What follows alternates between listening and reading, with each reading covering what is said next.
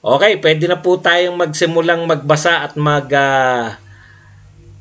mga katanungan ninyo at mga reaksyon. Pang Hindi, ito naman po, no? Ang kinakatwiran po nila, kaya nga, ano to parte lang to ng anong tawag dyan? Ng kampanya, no? Ang kinakatwiran po nila, pag nanalo si BBM, hindi na natin mababawi yan. Yung taxes na 200 billion. Pwede ring totoo yun, di ba? Pwede ring hindi totoo yun. Ang importante po kasi, kung, eto ulitin ko na naman, dumaan na po yung mga Aquino nag people power po Hindi naman po natanggal yung mga Marcos dahil sa eleksyon. Natalo sila, no? Nag people power po, yun po yung dahilan ng pagkakatanggal nila. Tapos naiwan maraming kayamanan, di ba? Tapos maraming nagtayo ng PCGG. Ang main purpose lang po ng PCGG, bawiin yung mga nakaw na yaman. 1986 pa po yun. Ngayon, kung hindi po nabawi sa panunukulan ni Cory, may extension pa ng panunukulan ni Ramos. Kung hindi pa rin nabawi, yung anak meron pa. 6 years. 18 years yung binabawi yung yaman. At hindi nyo mabawi. Talagang mahirapan na kayo kung si Bongbong kung si Bongbong ang babawi ng kayamanan. Di ba? Ano lang po, yung real talk lang po. Sobrang complicated nga daw po yung case na yan. As per BBM kanina sa interview with Katunying. Kaya yung estate na yan is comprised of various properties na sequestered ng government. Yun nga po yun Kasi po kung ako, biruin nyo ako pasimplihin po natin kung may mamanahin ako, tapos kinakailangan kong magbayad ng tax, para akin na yung mana na yun. Di malaki yun kasi 200 billion yung tax Di may trillion siguro yung mamanahin ko. Very willing akong bayaran yun, di ba? Bad sa debate, dapat issue lang sa batas at sa bayan, hindi dapat batuan ng kasalanan. Ang problema po kasi sa debate, ang dami po nila Siyam. Maiinip ka rin Dapat po talaga sineperate nila, no? Yung, sige, ito po yung 1 to 5. Yung 1 to 5 po sa survey. Tapos susunod naman po yung 6 to 10. Di ba? Para, Kuya Buds, naniniwala ka talaga na mapapaganda ni BBM ang Pilipinas? Bukal ba yan, Kuya Buds, or 50-50? Hindi po. Ito, Shairi Total, tinanong mo ko.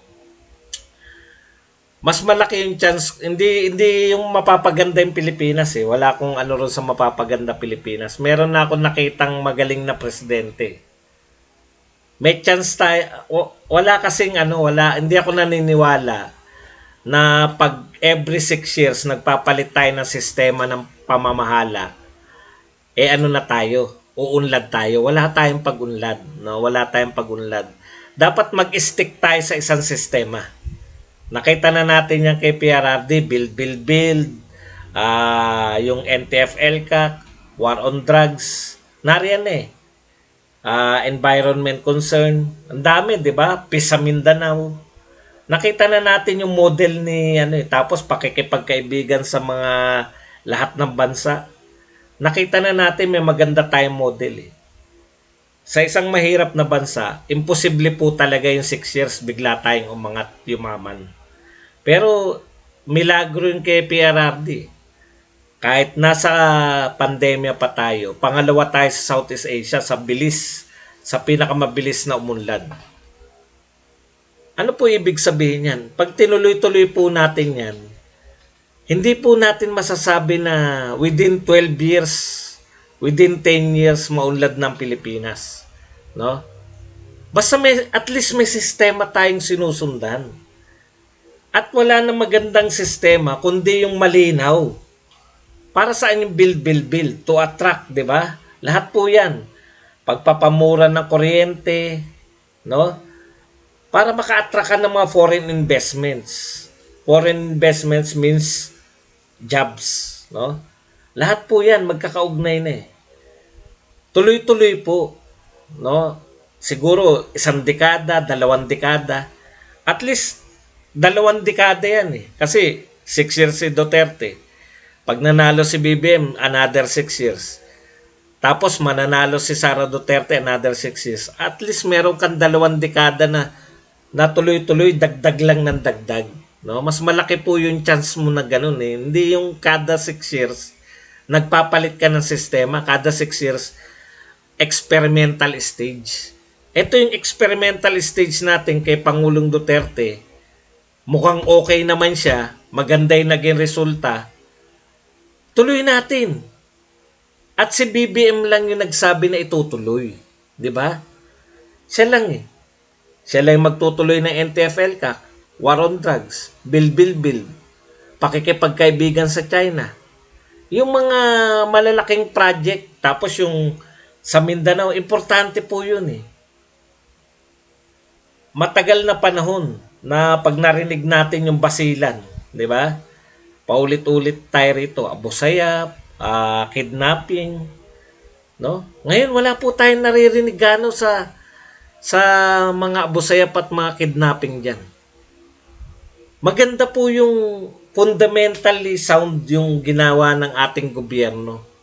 Bakit hindi po natin itutuloy? Dalawa lang po yung pagpipilian natin eh. Yung Lenny's Way, lahat na nakaporma na. Pati po mga tauhan ni Lenny. Yung mga dating tauhan ni Pinoy lahat.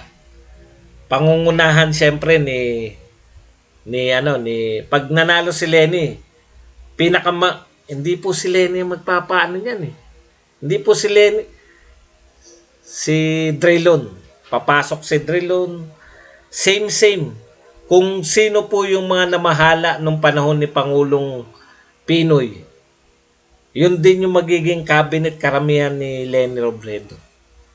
Kaya dalawa po pagpipilian natin.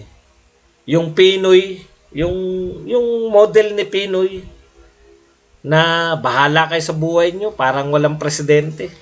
O yung kay Pangulong Duterte na eto nasaksihan natin ngayon. Yun. Magsusugal na ako rito sa magtutuloy nitong kay Duterte. Gusto ko to eh. For the longest time, ang tagal ko na pong sumusubaybay.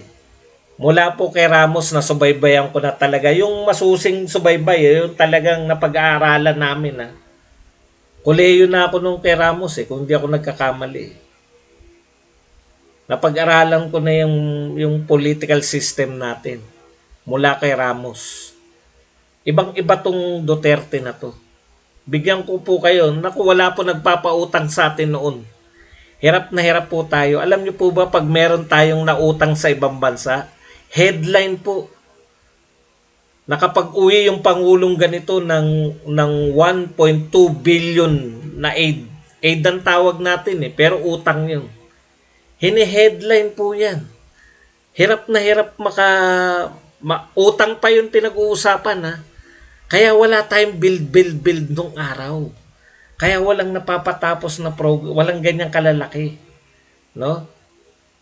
Ibang klase tong President Duterte at ramdam mo, nakikita mo, nararamdaman, naaamoy pa. Yung pagbabago. Kitang-kita. Ang pagbabago kay Pangulong Duterte. Pati po yung pag-uugali ng tao. Tumahimik sa mga komunidad, di ba? Relatively tahimik po, nawala po talaga yung mga sigang mga addiksyones. Hindi naman mawawala yan dahil siyempre, pero yung kala mo kanila yung lugar kung nabili na nila yung buong, nawala po yun. Nagkaroon talaga. Tapos almost kalahati ang nabawas sa ating crime rate. Ang laking bagay po nun. Tapos wala ka na nababalitaan ngayon na kidnapping kabi-kabila sa Mindanao. Relatively peaceful ang Mindanao ngayon. Napakaganda po. No? Wala nagsasabi na magtutuloy, si BBM lang. Saan ka susugal? sa nagsasabing subukan nyo naman ako. Nasubukan nyo na sila. Ako naman.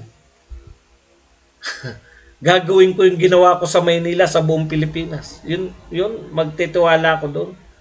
Si Lenny, alam ko na mga gagawin niya. Yung ginawa ni Pinoy. Yung mga program nung panahon ni Pinoy, ganun ang gagawin. Yun yung pagpipilian mo. Yung Pinoy, yung patakbo ng Pinoy government o yung patakbo ng Duterte government. Okay. Sana napunta yung mga inutang ng mga dumaang presidente bago si PRRD. Yun nga po ang tanong ko. 'Di ba? Aminado si Lenny po nagsabi, isa lang napatapos ni Pinoy. Same na taon, 6 years pareho. Si Pinoy tsaka si Duterte. Isa lang po napatapos, yung para isang highway lang. Nung simula nga, naaasar pa yung mga dilawan. Sinasabi pa nila na credit grabber si Pangulong Duterte tuwing galit na galit sila tuwing may natatapos at inauguration eh. Ayan, credit grabbing na naman. Hindi po credit grabbing yun. Talaga pong sineselebrate yung pagtatapos, hindi po yung pagsisimula. Anak ng tinapay naman. Parang mga anak natin yan, pag nakagraduate ng college, yun ang celebration. Kakain kayo. Meron ba naman nag-enroll lang, kakain pa kayo? Kakain kayo dahil nagutom pero hindi kayo magsa-celebrate dahil naka-enroll. Panay enrollment lang ginawa ni Pinoy. Napaliwanag na rin po ni Villar kung bakit po hindi natuloy yung mga proyekto nila. Alam niyo po kung bakit? Yung mga simpleng bagay na right of way, hindi na po nila nalulutas. Hindi po nila kayang lutasin. Si Pangulong Duterte po, dahil may political will, sino sa tingin yung papalag kay Pangulong Duterte na nalutas po nila yung mga right of way? Yung mga dadaanan na mga skyway, nalutas po nila yun. Ang Dolomite naging malinis pero ang iba gusto sana daw pang-ayuda na lang. Imaginein po ninyo yun. Inayuda yung Dolomite kung inayuda natin yun. 28 million lang po yun eh. Ilang pamilya lang po yun sa 8,000. Sige nga, 8 million. 8,000. Mahina ako magkwenta eh. Yung 28 million, kasi Dolomite lang inaangal nila eh. Hindi naman po pwedeng hindi. Yung paglilinis kasi ng Manila Bay, matagal na pong inutos ng Supreme Court yan. No? Si Pangulong Duterte lang po. Parang nung panahon pa yata ni Erap nung inutusan na linisin yan. Eh. Yung Dolomite po na kinu-question nila, yan po yung 28 million lang. Ilang pamilya lang po yung 28 million. Lagi po silang ganyan. No? Dapat tinigil daw yung build, nag-ayuda na lang. Kita nyo, ang bababaw.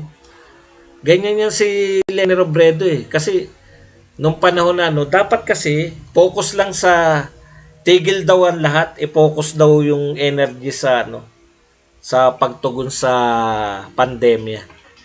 Yun nga po yung tuloy-tuloy na build. Imagine niyo po ilan yung nagtatrabaho ng build. Hindi mo na sila, pag may trabaho kasi, hindi mo na aayudahan, di ba? Mas gusto naman ng mga Pilipino na magtrabaho kaysa umasa lang sa ayuda.